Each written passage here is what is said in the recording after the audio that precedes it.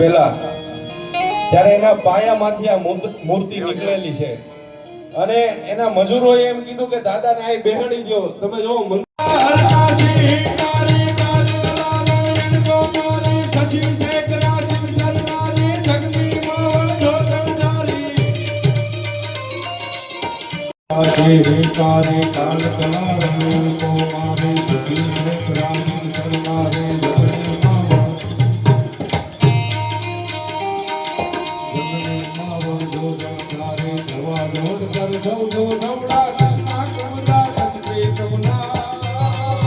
ભોજન હાલે છે. એકવાર તાળી પાડો મારી વતી. અને આ લોકો ધારે તો આજુબાજુ વાળા મોટાઓને જમાડી શકે, મારી તમારીથી મોટા હોય એને જમાડી શકે, પણ બાળકોને બટુક ભોજન કરાવવાનો ખાસ એક મહત્વનો પાસો એ લોકોએ નથી કીધો, પણ હું મારા મનથી વાત કરું તો બાળકોનું બટુક ભોજન કરાવવાનો એક મોટો ફાયદો શું છે ખબર? આજ હું તમે તો ધંધામાં ક્યાંક ને ક્યાંક પડ્યા હોય, ક્યાંક યાદ હોય ક્યાંય ન હોય, પણ આ બાળકો છે ને આપણું ભવિષ્ય છે.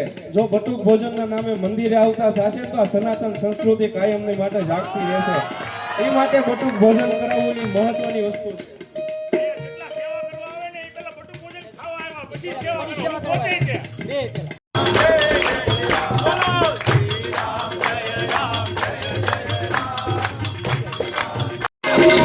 આંખ ભલે નોયા બોલે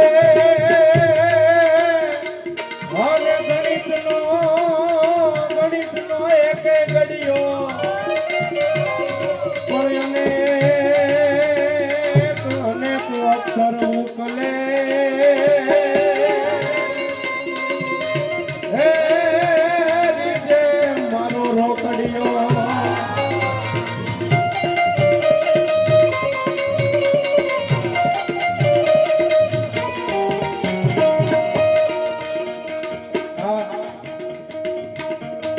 મંદિરના આજથી 10-12 વર્ષ પહેલા પણ મેં દર્શન કરેલા. આ મંદિરનો જીર્ણોદ્ધાર હમણાં થયો ને 4-5 વર્ષ થયા, 8-9 વર્ષ પહેલા આ યુવાનોની ટીમે કર્યો. એકવાર જોરદાર તાળીઓના ગડગડાટથી વધાવો. કારણ કે ભારતની અંદર એકેય રાજ્ય બાકી નહીં હોય અને એકેય રાજ્યની અંદર એકેય જિલ્લો બાકી નહીં હોય અને એકેય જિલ્લાની અંદર એકેય તાલુકો બાકી નહીં હોય અને એકેય તાલુકાની અંદર એકેય ગામ બાકી ન હોય જ્યાં મારો હનુમાન ન બેઠો હોય. અને હું તો એમ કહું કે જે ગામમાં એક હનુમાનજી મહારાજની દેરી અને એક શિવાલય ન હોય ને એ ગામમાં કોઈ દી રાતે ન રોકાતા હો. એ હનુમાન છે. અને આ દાદાના ઇતિહાસની વાત કરીએ, 200 વર્ષ ઉપરનો દાદાનો આ ઇતિહાસ છે. કોઈ વેર કરે નહીં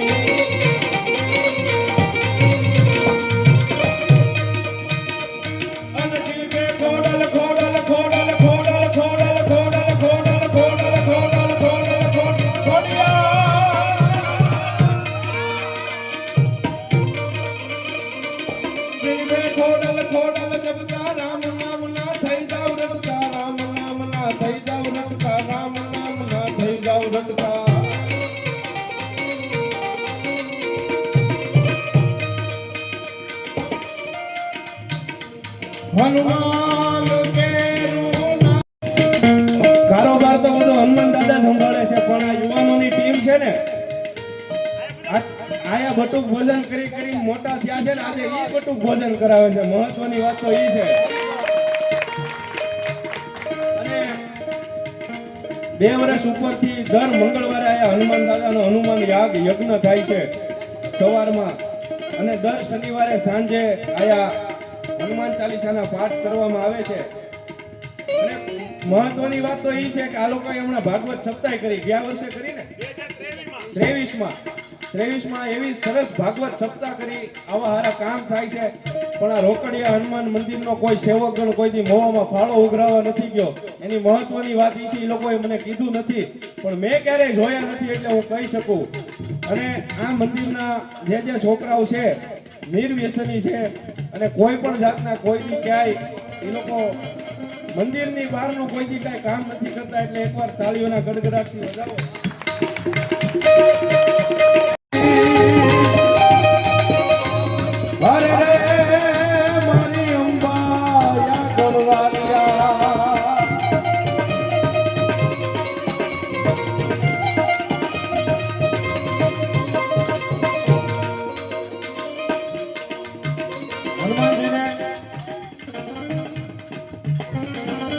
દેવતાઓનો શ્રાપ હતો કે આ હનુમાનને જ્યાં સુધી એનું બળ યાદ ન કરાવો ને ત્યાં સુધી એને યાદ ન આવે.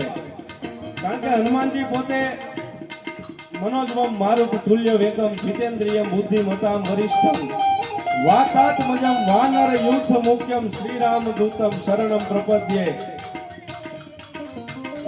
જ્યારે રામ સેતુ બાંધવાનો અને સીતાજીની સંભાળ લેવા માટે કોણ જાય એટલે વાનરોમાં અંદરો અંદર ચર્ચા થઈ કે કોનામાં એવું બળ છે. અંગત કે હું દરિયો ટપું મારાથી પાછું ના પહોંચાય, જાંબુવન કે મને બુઢાપો આવ્યો મારીથી દધી ધીરો ન જાય.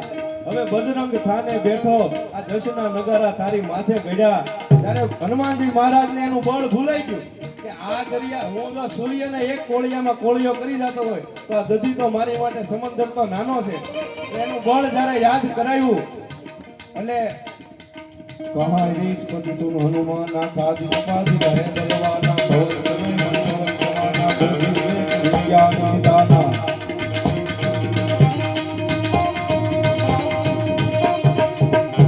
હનુમાનજીને એમ કીધું કહાય રીચ પતિ સુન હનુમાના કા ચૂપ રહે સા દેવ બલવાના. આટલા બેઠા એમાં તારીથી બળવાન કોઈ છે નહીં. પવન તનય મન પવન સમાના બુદ્ધિ વિવેક વિજ્ઞાન નિદાના. કોઈ વિદ્યાર્થી ભણતો હોય, કોઈ સમાજની માટે કાર્ય કરતો હોય, બળનું કાર્ય કરતો હોય કે બુદ્ધિથી ભણતો હોય, એકવાર આ રોકડિયાને યાદ કરી લેજો. ભણતરમાં કોઈ દી વાંધો નહીં આવે ને તમારા ગણતરમાં કોઈ દી વાંધો નહીં આવે. એનીથી મોટો બુદ્ધિ વાળો કે એનીથી મોટો કોઈ બળ વાળો નથી. અને એને લખ્યું પ્રોણા પાવાનું, ગુણ ગાવાનું, ખવરાવીને ખાવાનું. પછી શું કરવું તો કે ઘોડે ચડવાનું, મૂછે તાનું, ગૌરાવીને ગાવાનું, દુઃખ સુરવીરતાનું, પ્રભુ કૃપાનું અને વીર થવાનું મહારથી. વીત વાવરવાનું, વીત વાવરવાનું એટલે દાન દેવાનું. વીત વાવરવાનું, રણ ચડવાનું એ ના મર્દોનું કામ નથી. લખી શકે એનું કારણ ભાવનગર દરબાર સાહેબે એક ભેંસ આપી એને ભેટમાં. ભેંસ એટલે એની કોઈ વર્ણન ન થાય, હાથી જેવી ભેંસ પિંગળસિંહભાઈને ભેટમાં આપી સવારે. અને સાંજે પિંગળસિંહભાઈ રૂમમાં બેઠા, એને નીંદર આવે નહીં. હે હરિ ના નામ જપે. અને અડધી રાત થઈ, મધરાત થઈ એટલે એમ છું કે હાલને હોકો પી લઉં, હોકાના બંધાણી એટલે હાલને હોકો પી લઉં, લે માણસને જગાડું. અને પાછું યાદ આવ્યું કે આખો દી તો બસારો સેવા કરે છે, સાંજે ઘડી કે આરામ કરવા તો હું હાથે હોકો બનાવી લઉં. અને આમ જ્યાં દરવાજો ખોલ્યો ને માણસ સામો ઊભો હતો. કા ભાઈ તો કે બાપુ તમે હુંતા નહોતા ને એટલે મને એમ છું કે બાપુ હાટું હોકો બનાવીને મૂકી દઉં. બાપુ જ્યારે બહાર નીકળશે ત્યારે પી લેશે. એટલે મારા અંતરની વાત તું જાણી ગઈ કે બાપુ એવું તો માતાજીની કૃપા છે. તો ભાઈ તારે ઘરે દૂજાણું ખરું તો કે ના બાપુ કાંઈ નહીં. નાના છોકરા ખરા તો કે હા બાપુ બે દીકરા છે. એક કામ કર, તારે ઘરે દીકરા છે પણ દૂજાણું નથી ને ઓલી ભેં લેતો જા. સવારે ભેટમાં આવી, સાંજે દાનમાં આપી દીધી. અને સવારે દીકરાએ હરદાનભાઈએ પૂછ્યું કે બાપુ ઓલી ભેં મને બહુ વાલી હતી કે ઈ તો મને મોજ આવીને મેં આપી દીધી. વીત વાવરવાનું, રણ ચડવાનું, ના મર્દોનું કામ નથી. અરે ભલા મણા ક્યાંક તમારી માં થોડું થોડું પડ્યું હોય તો એમાંથી થોડું દેતા જાજો. આ રોકડીઓ તમારી માથે રાજી થઈ જાય. બાપ ઘોડો ગાવાનો, ગુણગાવાનો, ગૌરાવીને ખાવાનો, ઘોડે ચડવાનો, મૂછેવાનો, ગૌરાવીને ગાવાનું, દુઃખ સુરવીરતાનો, પ્રભુ કૃપાનો, વીર થવાનો મહારથી.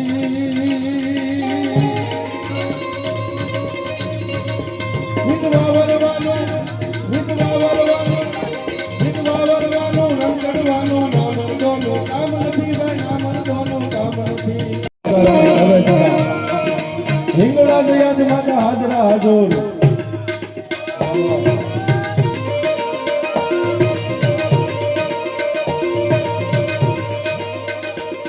ભાઈ આવીએ સંકટા પડે તારવા તારણ બેઠો મામડા ભાવના લીએ વધારાને મોરૈયાને તારણી પધારણે સુધારણે કવે સદા હિંગળા દયાદ માતા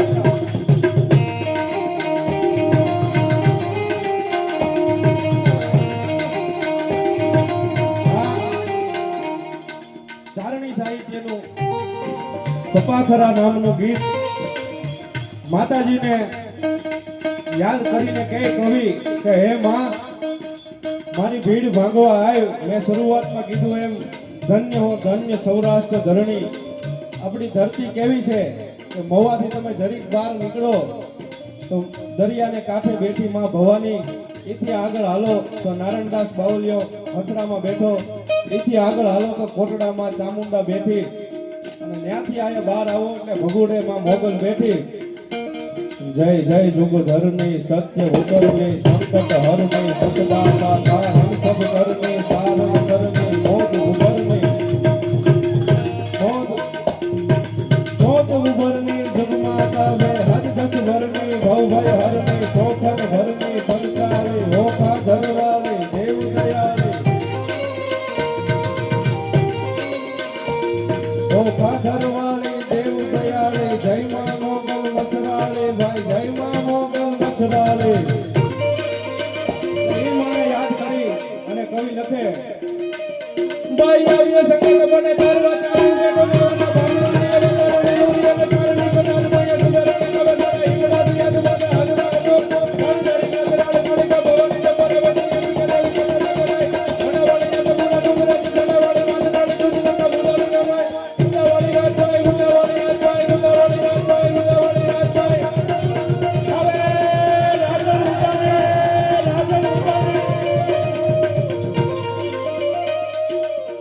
દિલ્હીના કાંગરા ઉપર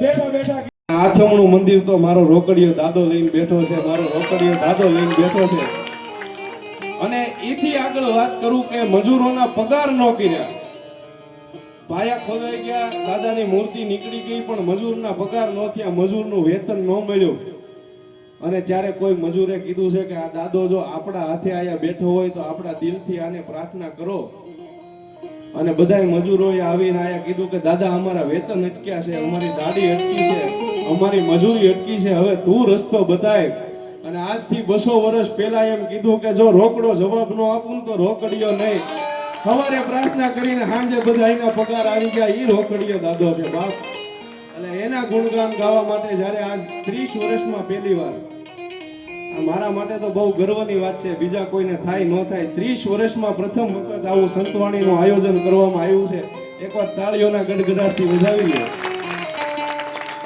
અને એ દાદાને રાજી કરવો છે એટલે થોડાક દુહા છંદની યાદી કરું પછી આગળ ઉપર જેવી મોજ શશી શેખ રાશિદ સરનારી તમારે હાથમાં પડકારો કરવાનો છે જો આયા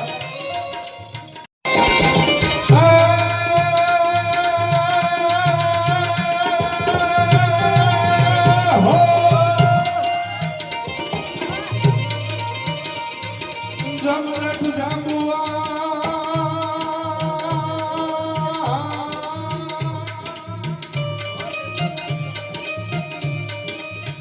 જમરઠ જાંબુઆ નલ નીલ અંગદ અને સુગ્રીવ નો રહ્યા પણ હજી લગી હનુમાન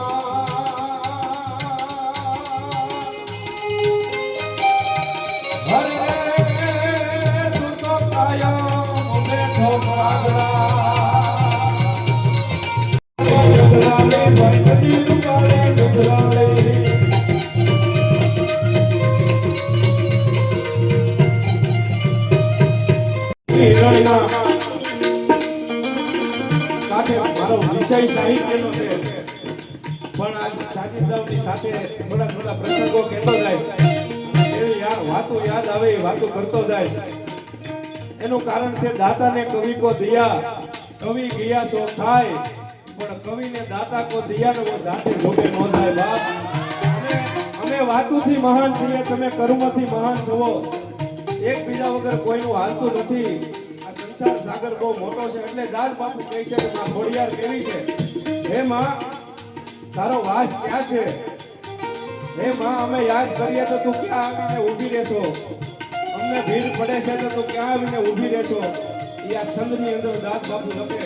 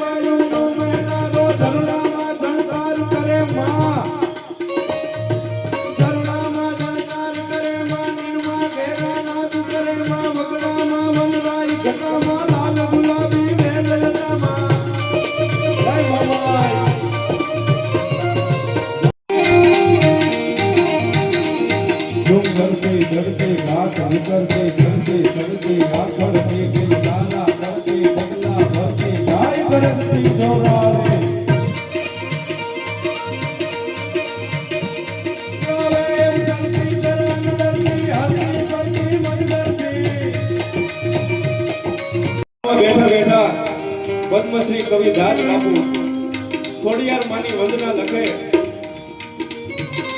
હિરણ નદીની વંદના લખે. કેવી છે હિરણ